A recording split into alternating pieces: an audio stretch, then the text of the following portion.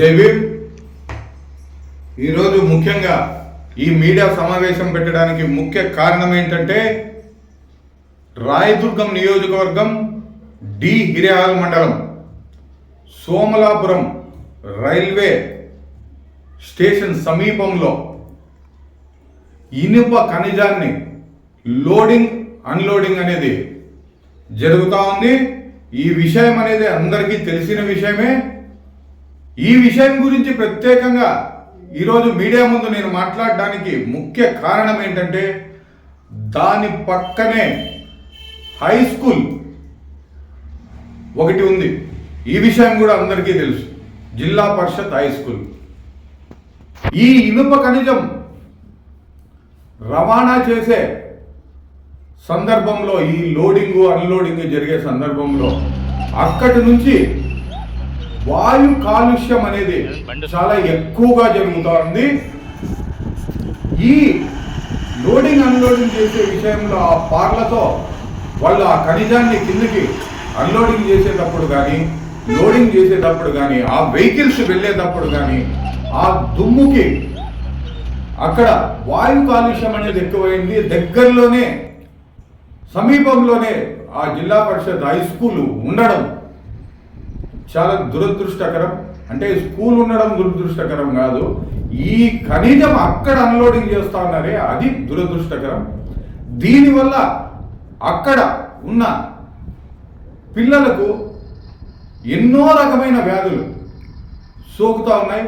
వీళ్ళ తాగుతున్న నీటిలో కావచ్చు, తింటున్న అన్నంలో కావచ్చు, కంటికి కనపడని మట్టి అందులోకి చేరుతా ఉంది. దాన్ని వాళ్ళకి లోపలికి పోవడం వల్ల వాళ్ళు ఊపిరితిత్తులు ఒకవైపు దెబ్బతింటా ఉన్నాయి, క్యాన్సర్ లక్షణాలు ఒకవైపు కనబడుతున్నాయి.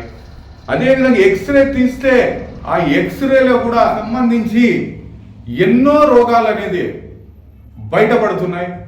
దీన్ని ధనార్జనే ధ్యేయంగా ఈ కార్యక్రమం అలాగే కొనసాగిస్తున్నారు.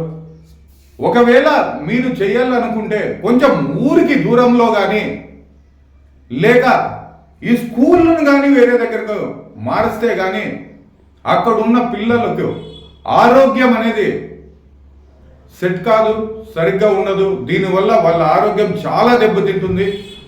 తల్లిదండ్రులు కూడా ఒక విషయం గమనించాలి. ఇది ఇలా జరగడం వల్ల మన భవిష్యత్తే మన పిల్లలు.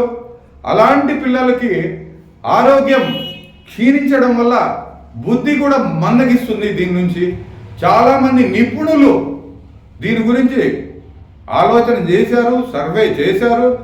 దానివల్ల చాలా ప్రమాదకరంగా ఉంటుంది పిల్లలకని కూడా తెలియజేయడం జరిగింది.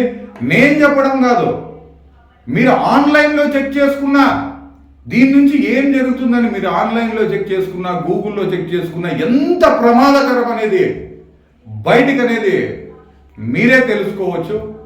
దీనిపైన అధికారులు కానీ, ప్రజాప్రతినిధులు కానీ ఎటువంటి చర్యలు కూడా ఈరోజు తీసుకోకున్నట్టున్నారు.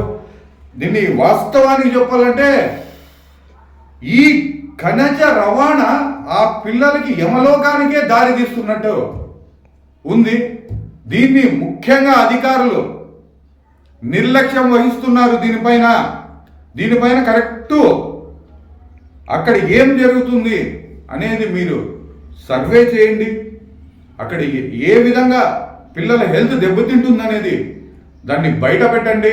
దానికి తగిన చర్యలు మీరు తీసుకోండి.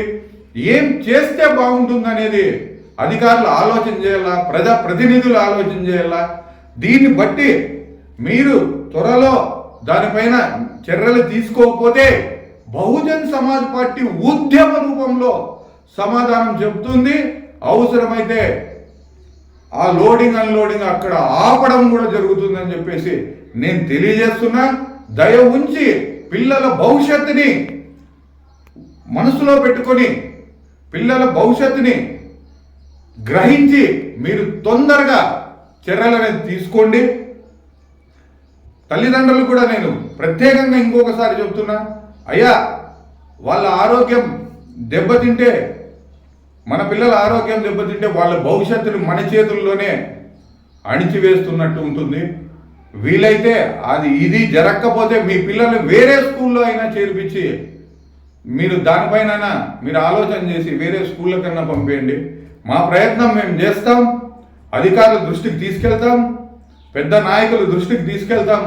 కాకపోతే మీరు కూడా ఆలోచన చేసి దీనిపైన ప్రతి తల్లి తండ్రి గ్రహించి దీనిపైన ప్రతి ఒక్కరూ ముందు ఉండి చర్యలు చేపట్టేంత వరకు బహుజన్ సమాజ్ పార్టీకి అండదండగా ఉండండి. మీకు కూడా అండదండగా బహుజన్ సమాజ్ పార్టీ ఉంటుందని తెలియజేస్తూ జై భీమ్, జై భారత్.